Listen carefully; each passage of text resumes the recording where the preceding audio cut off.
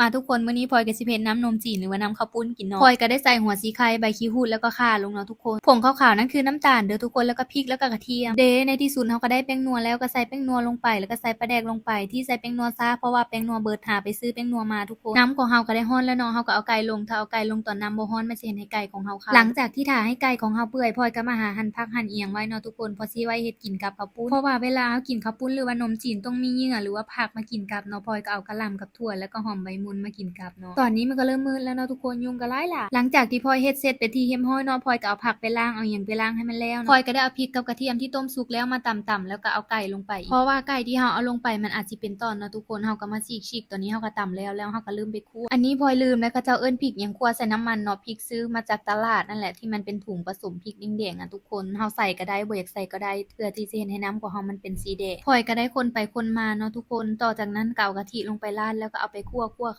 คนไปคนมาให้มันเป็นน้ำสีแดงๆแล้วค่อยเทลงหม้อเนาะพลอยก็คั่วมาฮอดคันนี้แล้วเนาะทุกคนพลอยเอาลงหม้อมันก็สิหน้าตาแบบนี้เด้อทุกคนหน้าตาน่ากินอยู่บ่นี้เราก็สิเห็นเป็นเนื้อเป็นไก่เวลาเราตำบ่แรกแล้วมันสิมีตอนอันนี้สิเป็นหน้าตาข้าวปุ้นของเราเนาะทุกคนหรือว่าน้ำยาขนมจีนพลอยก็มาทดลองชิมเบิ่งแหละ